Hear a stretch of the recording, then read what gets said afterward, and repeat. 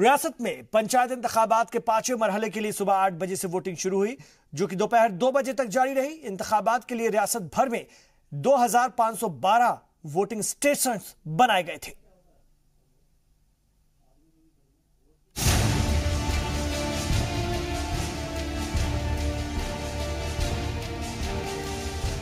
रियासत में पंचायत इंतखाबात के 5वें मरहले की वोटिंग पुरअमन तरीके से मुकम्मल हो गई। रियासत भर के 2512 वोटिंग सेंटर्स पर वोटर्स ने अपने हक रायदही का इस्तेमाल किया। जम्मू डिवीजन में 1743 वोटिंग सेंटर्स कायम किए गए थे, जबकि कश्मीर डिवीजन में 769 वोटिंग स्टेशंस बनाए गए हैं। वोटिंग सुबह 8 बजे से दोपहर 2 बजे तक जारी रही।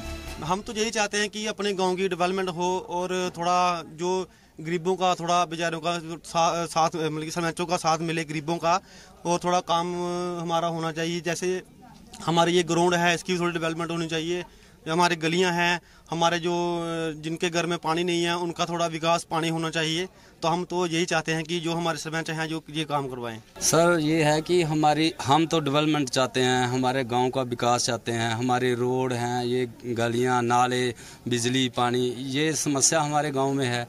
तो हम यही चाहते हैं कि हम डेवलपमेंट करवा सकें। सरपंच पंच के साथ मिलके जो भी है हमारा विकास होना चाहिए। सभी लोग यही चाहते हैं कि मोदी जी इतने पैसे भेज रहे हैं, हर गांव में भेज रहे हैं, मगर ये इधर लगते नहीं हैं।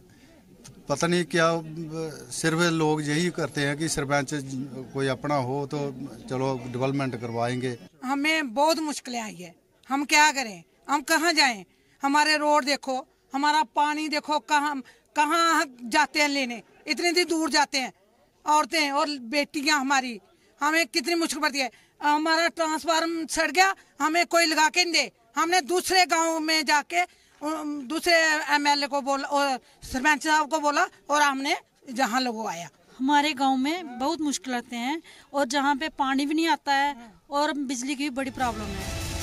चीफ इलेक्शन ऑफिसर शालीन काबरा के मुताबिक 5वें मरहले में 309 सरपंच हलकों के लिए और 1534 पंच वार्डों के लिए 4763 उम्मीदवार मैदान में हैं।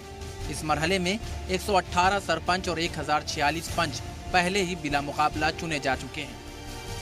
आपको बता दें कि 5वें मरहले के लिए कश्मीर के कुपवाड़ा, बांदीपुरा, बारामूला, गांदरबल, बडगाम, पुलवामा और अनंतनाग जिलों में वोट डाले गए। तो वहीं जम्मू के जम्मू, डोडा, रामबन, उधमपुर, रियासी, राजौरी और पुंछ में लोगों ने अपने हक रायदही का इस्तेमाल किया। ब्यूरो रिपोर्ट, जी सलाम। तो 5वें मरहले के लिए रियासत जम्मू कश्मीर में सुबह 8 बजे से वोटिंग शुरू हुई, दोपहर 2 बजे तक जारी रही। और इस इंतखाबात के लिए रियासत भर में 2512 पोलिंग सेंटर बनाए गए थे, जिसमें कि लोगों ने जोशो खरोश के साथ हिस्सा लिया है इस वोटिंग में। और वोटिंग जिस तरह से बढ़ रही है, 5वें मरहले में परसेंटेज और ज्यादा बढ़ा है। ये बताता है कि जम्मू कश्मीर में लोग जमहूरियत के तय कितने बेदार हैं और वो चाहते हैं कि उनकी छोटी छोटी जो तकलीफें हैं, परेशानियां हैं, वो उनके लेवल पर ही हल हों, उनके नुमाइंदों के जरिए हल हों। और डेमोक्रेटिक प्रोसेस है उसको वो नाफिज करने के लिए बेहद जोश से भरे हुए हैं। तो आपको बता दें कि जम्मू कश्मीर में जबरदस्त वोटिंग 5वें मरहले में पंचायती इंतखाबात के लिए रियासत में सुबह 8 बजे से वोटिंग शुरू हुई, जो कि दोपहर 2 बजे तक जारी रही। और इसमें 2512 वोटिंग सेंटर्स पर वोटर्स ने अपने हक रायदही का इस्तेमाल किया। ये जो कतारें आप देख रहे हैं, ये कतारें बताती हैं कि किस तरह से लोग मिलिटेंसी को जवाब दे रहे हैं, दहशतगर्दी को नकार रहे हैं। इतनी धमकियों, इतने कत्लो गारत के बावजूद मिलिटेंट्सों के जरिए जो किया जा रहा है, मिलिटेंटों के जरिए जो कत्लो गारत की जा रही है, लोग बेखौफ होकर के अपने हक रायदही का इस्तेमाल कर रहे हैं। इस वक्त हमारे साथ जम्मू कश्मीर के सियासी तज्जियाकार रेंजू शाह साहब जुड़ गए हैं, श्रीनगर से हमारे साथ हैं, सीधे हमारे साथ जुड़े हुए आए, उनसे बात करेंगे। रेंजू शाह साहब, 5वां मरहला पंचायती इंतखाबात का कैसे देखते हैं? बेहतरीन वोटिंग, जम्मू में तो 85% से ऊपर जा रही है, इधर कश्मीर में भी तेजी से परसेंटेज बढ़ रहा है वोटिंग का, क्या कहेंगे?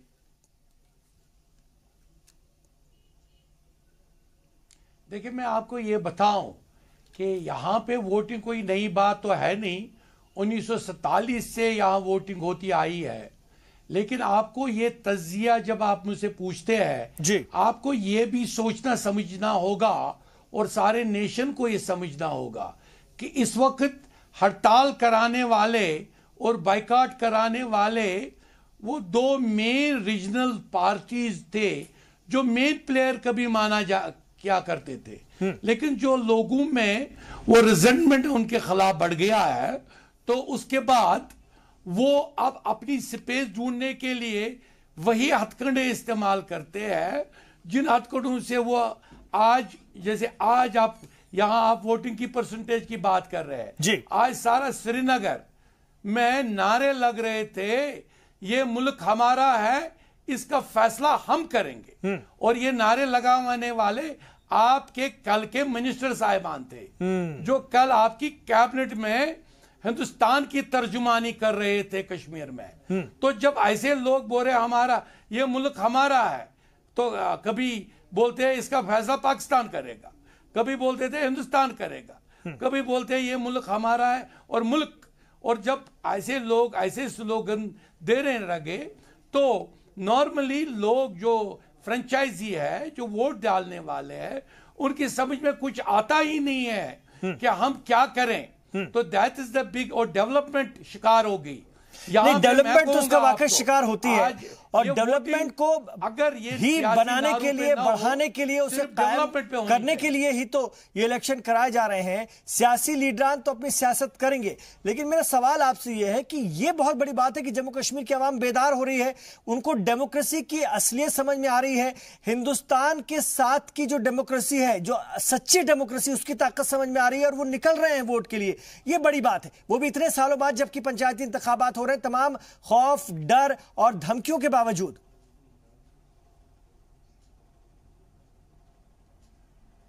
यही तो मैं आपके इस पॉइंट को बता रहा हूं कि इस डेमोक्रेसी के दो पहलू हैं।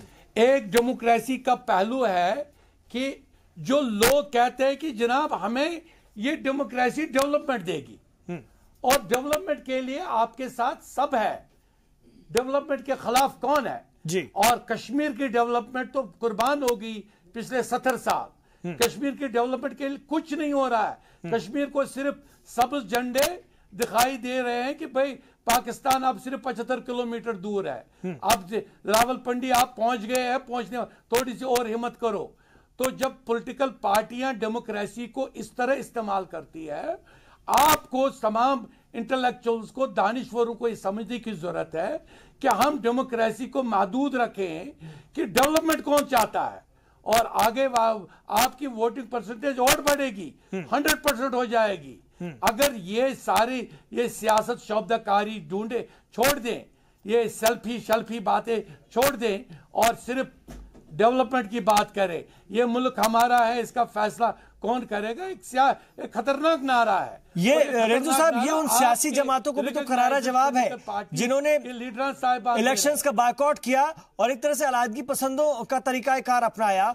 उनको भी तो ये आवाम जवाब दे रही है जो कि शदीद सर्दी में कतारों में खड़ी है, और हम देख पा रहे हैं कि वोटिंग हो रही है। ये आपके यहां पे मैं आपकी बात बहुत अच्छी तरह आपने बड़ी इंटेलिजेंटली समझ ली है। ये सियासी करारा जवाब उनको है जिनको ख्याल था कि शायद वोटिंग हमारी वजह से होती है। ये दुनिया अब समझ गई कि उनकी वजह से कोई वोटिंग नहीं होती है। वोट जो डाला जाता है वो सिर्फ डेवलपमेंट के लिए डाला जाता है, और डेवलपमेंट के लिए वो बेचारा फजर की नमाज के वक्त भी निकलता है, दिन के वक्त भी निकलता है। वो कहता है कि मेरे जो सड़क पिछले 70 साल से घड़ी में तब्दील है, शायद कभी इसमें मैकडम हो जाएगा। ये बहुत बड़ी बात है। आम कश्मीरी की परेशानी में कोई फर्क नहीं आया, उसने लंबे वक्त तक परेशानी झेली है, और आज भी सियासी जमातें कुछ कोशिश में हैं कि लोगों को गर्त में रखा जाए ताकि हमारी सियासत चलती रहे, लोगों को बरगला कर रखा जाए, कंफ्यूज रखा जाए। ये बहुत बड़ी बात है। तो क्या बहुत तेजी से अब रेंजू साहब आपको लगता है बदलाव आ रहा है, लोग समझ रहे हैं, क्या ऐसा है वाकई? और जिस तरह से मिलिटेंसी के खिलाफ भी कार्रवाई चल रही है, उसको लेकर क्या आप कहेंगे? उसके बाद लोग बेखौफ होकर के वोट भी कर रहे हैं इतनी धमकी के बाद। कश्मीर आए, आप कश्मीर आए, कश्मीर में ट्रबल क्रिएट कराने वाले कौन है? कौन यहां लोगों को गुमराही की तरफ ले रहा है? कौन लोगों को उन चीजों की तरफ ले रहा है कि यहां पॉट हमेशा उबलता रहे? और जितनी देर ये वायलेंस का पॉट उबलता रहेगा उतनी देर ये एंजॉय करते रहेंगे। ये एंजॉय करते हैं लक्जरी, ये मुल्क हमारा है, इसका फैसला हम करेंगे। ये लक्जरी भी एंजॉय करते हैं, ये लक्जरी करते हैं एंजॉय। भारत माता की जय बोलने वाले भी यही, पाकिस्तान जीवे जीवे पाकिस्तान बोलने वाले भी यही। भैया ये कब तक कश्मीर को दरबदर और परेशान करते रहेंगे? आज नया नौजवान इनके सामने क्वेश्चन कर रहा है, सबके सारी दुनिया को बता रहा है पहले आप इनकी ट्यूटरिंग करो जिनको आपने 70 साल पाला है। बहुत बहुत अहम बात है। सियासी जमातों पर आपका सख्त निशाना है कश्मीर के, और खासतौर से दो बड़ी सियासी जमात होने का जो अपने आप को दावा करती हैं, उनकी असलियत भी अब उजागर हो रही है और लोग जम करके वोट कर रहे हैं। ये पंचायती इंतखाब, जैसे हमने देखा रंजू साहब, बल्दियाती इंतखाबात में लोगों ने बढ़ चढ़ का हिस्सा लिया, तमाम बायकॉट के बावजूद भी इंतखाबात हुए और आज बल्दिया काम करना शुरू कर चुकी है। पंचायती इंतखाबों को आप कितना अहम मानते हैं जम्मू कश्मीर के लिए, वो भी इतने वक्त बाद?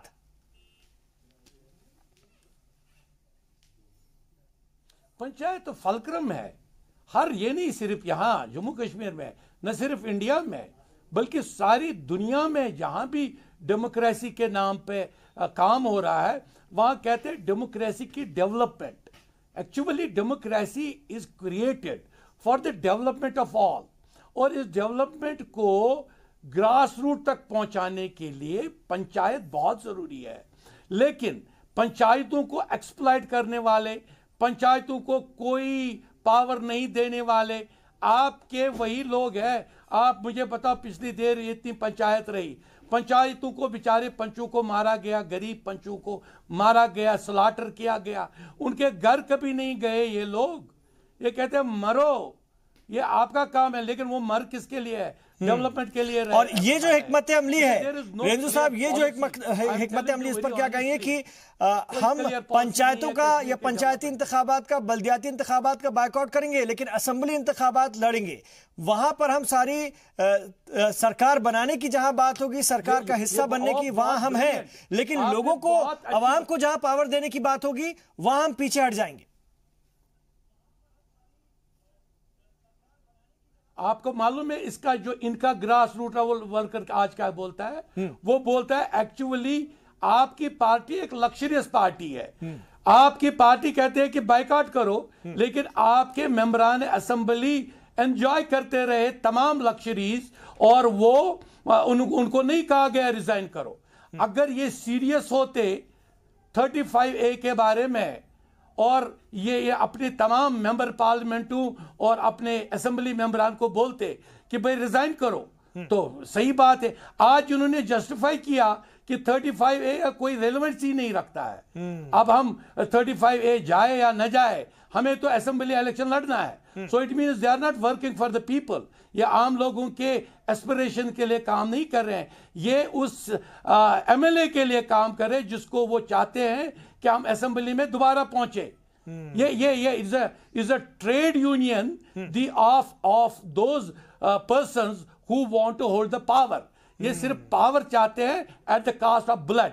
इस वक्त सारे कश्मीर में बारिश हो रही है खून की, चारों तरफ खून बिखरा हुआ है, और खून की एंजॉयमेंट ये उन स्लोगन से कर रहे हैं जिन स्लोगन से इन्होंने 70 साल इस कश्मीर को तबाही बर्बाद करके रख दिया। ये आज आपको क्या लगता है, आम कश्मीरी इस तरह की सियासी जमातों के इरादों को समझ चुका है, अलहदगी पसंदों के इरादों को समझ चुका है, मिलिटेंटों के इरादों को समझ चुका है, और बंद की कॉल के बाद भी जब इतनी वोटिंग हो रही है तो हम ये मानकर चलें? Speaking, you are a very intelligent man, I am telling you frankly. Should I speak now? Should I speak? बंद की कॉल के बाद भी जब इतनी वोटिंग हो रही है तो हम ये मानकर चलें कि आम कश्मीरी अब बिल्कुल जाग गया है, बेदार हो गया है।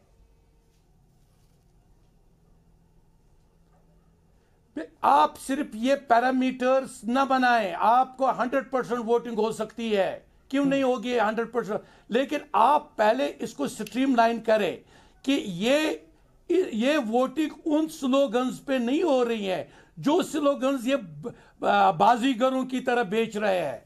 ये बाजीगरों की तरह लोगों को बोल रहे हैं आप मेरा साथ दो, मैं आपको आजादी दिलवाऊंगा, लेकिन चुपके, क्योंकि ये कहना ये मुल्क हमारा है, इसका फैसला हम करेंगे, is a very big slogan जो आज जाके मालूम करो, पता नहीं आपको कवरेज आई कि नहीं, आज आप अपने कवरेज पे देखो। और ये नहीं दे रहे हैं बेचारे वो छोटे बच्चे जिनको आप गोलियों से मारते हैं इसी स्लोगन पर। ये आपके रिस्पॉन्सिबल जो आपके अभी तक आपकी सरकारी कोठियों में रहने वाले, सरकारी प्रोटेक्शन में रहने वाले लोग दे रहे हैं। तो इनको स्ट्रीमलाइन करो और इनको बोलो कि कश्मीरियों को बोलो वोट दो, सिर्फ कश्मीर डेवलपमेंट पे वोट दो बस। तो आपको लगता है कि अभी जो वोटिंग हो रही है क्या वो कश्मीर डेवलपमेंट पर नहीं हो रही है? इनकी बातों में आकर के लोग वोट कर रहे हैं या वाकई अब लोग बेदार हो गए हैं और कश्मीर डेवलपमेंट पर वोट कर रहे हैं? आप इसको कैसे देखते हैं, मैं ये पूछ रहा हूं। कश्मीर तो पहले ही से बेदार था। कश्मीर तो मैं आपको बताऊं, कश्मीर आप you might have come to Kashmir, Kashmir is a name of civilization, ये एक तहजीब का नाम है। कश्मीर ऑलरेडी बेदार है, लेकिन कश्मीर को कंफ्यूज किया गया। और किसने कंफ्यूज किया? जो डबल स्पीकर है, भारत माता की जय भी बोलता है, जीवे जीवे पाकिस्तान भी बोलता है, एक ही जुबान में दोनों चीजें बोलता है। कश्मीरी बेचारा कंफ्यूज है। आपका इशारा नेशनल कॉन्फ्रेंस की तरफ है, फारूक अब्दुल्ला साहब की तरफ है, समझ आती है, उनकी सियासी जमात की तरफ है, सबकी तरह। मैं किसी का नाम नहीं, मैं एक नॉन पॉलिटिकल आदमी हूं, मैं किसी का नाम नहीं लूंगा, मैं तो सब जनरल, न सिर्फ वो उन्हीं को क्यों बोल रहे हैं आप इनको क्यों नहीं बोल रहे हैं जो बोल रहे थे भाई हम पाकिस्तान की आर्मी को सल्यूट करते हैं जिन्होंने हमारा कश्मीर में इलेक्शन खूबसूरती से कराया। वो रिकॉर्ड में है और प्राइम मिनिस्टर ऑफ इंडिया बैठे हैं जब स्टेटमेंट देते we salute army of Pakistan that they have made successful election. Means आपका ये सारा क्रेडिट पाकिस्तान को जाता है और आपके प्राइम मिनिस्टर के प्रेजेंस में। अब देखो कहीं मैं गलत तो नहीं कह रहा हूं। बहुत अहम बात मीन्स आपका ये जो क्रेडिट जो आप कहते हैं मेरा क्रेडिट है, वो आप ही के लीडर किसी और को क्रेडिट देते हैं। तो क्या लगता है इस प्रोसेस के बाद अब आगे अगर 6 महीने में 5 महीने बाद जब असेंबली इंतखाबात होंगे तो जम्मू कश्मीर की आवाम उनमें और ज्यादा बढ़ चढ़कर हिस्सा लेगी? ये इंतखाबात कहीं ना कहीं उस तरफ इशारा करते हैं। मैं आपको बताऊं, जब इंतखाबात पे ट्रस्ट हुआ करता था, जब इंतखाब आप उस हिसाब से नहीं कॉन्फ़िगरेट करते थे जिस हिसाब से आप कहते हो, जो जीते हुए देयर इज अ विटनेस, जीते हुए लोगों को 1987 में ड्रैग किया गया और पार्टी का वर्कर उठा और माइक ले ली, कहा जनाब वो हारा, सलाउद्दीन साहब हारे तो फलानी जीते, फलानी हारे तो फलानी जीते। ये डेमोक्रेसी भी कश्मीर में हुई। कश्मीर में डेमोक्रेसी को एक ट्रस्ट होना चाहिए और जब एक ट्रस्ट कश्मीरी के, मैं एक आम कश्मीरी की बात बोल रहा हूं, Kashmiri is a very nice person but actually उसको कंफ्यूज किया गया और इतना कंफ्यूज किया, इसको इतना परेशान किया गया कि इसको बोलते हैं यही लोग जो मिलिटेंट के हाथ में बंदूक थमाते हैं वही हिंदुस्तान को जाके बोलते हैं इस मिलिटेंट को मारो, और उधर बोलते हैं देखो हमने मिलिटेंट पैदा किया, इधर बोलते हैं जनाब हमने मिलिटेंट को मार दिया। सो यहां भी क्रेडिट लेते हैं तो वहां भी क्रेडिट लेते हैं। ऐसे लोगों को ने ही कश्मीर को तबाही बर्बाद किया। आज कश्मीर की माएं देखो, आप कश्मीर के वो आंसू देखो जो चारों तरफ बिखरे हुए, खून बिखरा हुआ, खून और आंसू। मेरी एक नावल लिखी है, मेरी नावल का टाइटल ही था इससे निकलने का सियासी रास्ता आपके सामने क्या है? आपको क्या लगता है किस प्रोसेस से कश्मीरी इस खुरेजी से बाहर आ पाएंगे, इस तकलीफ की जिंदगी से बाहर आ पाएंगे और ये जो सियासत उनके खिलाफ हो रही है उससे भी बाहर आ पाएंगे? सच मानो आपने बहुत अच्छी सवाल किया और मैं भी बड़े एक कश्मीरी की जबान में बोल रहा हूं। I am talking as a real Kashmiri. आप इन तमाम सियासी पार्टियों की क्लास लिया करो एवरी डे और इनको बोला करो कि आप लोगों को दो जबानें मत बोलो, एक जबान बोलो। जिस चीज के लिए आप स्टैंड कर रहे हो वही बात बोलो। आप लोगों को इधर भी बोलते इधर भी बोलो। आप पाकिस्तान से बात करने की बात बोलो तो सीधा कश्मीरी को बोलो कि हम ज्वाइन करना चाहते हैं पाकिस्तान, बिकॉज पाकिस्तान से बात करने का मतलब भी है पाकिस्तान ज्वाइन करना। तो आप उधर बैठते हो और झंडा आपके हाथ में इंडिया का है, भाई उधर बोलते। So these things are to be, आप इनकी क्लास लो, इनको कंफ्यूज करने की कोशिश है कश्मीर की सियासी जमातों के जरिए अवाम को, लेकिन अवाम बेदार हो रही है। बहुत बड़ी बात है। शुक्रिया रेंजू शाह साहब इस बातचीत के लिए। पॉलिटिकल एनालिस्ट के तौर पर, सियासी तज्ज़ियाकार के तौर पर आपने कश्मीर की सच्चाई को बयां किया और ये बेदार होगी। जी बहुत शुक्रिया सर। और ये बताने की भी कोशिश की कि जरूरत है सियासी बेदारी की। आम कश्मीरी जाग रहा है, हुकूमत हिंद के साथ में, हिंदुस्तान के साथ मुस्तैदी से खड़ा हुआ है। वो डेवलपमेंट चाहता है, तरक्की चाहता है हिंदुस्तान की बाकी रियासतों की तरह। वो चाहता है खुशहाली जम्मू कश्मीर में भी आए और इसके लिए उसने कदम आगे बढ़ा दिया है। हमारे साथ रेंजू शाह साहब थे, सियासी तज्ज़ियाकार श्रीनगर से।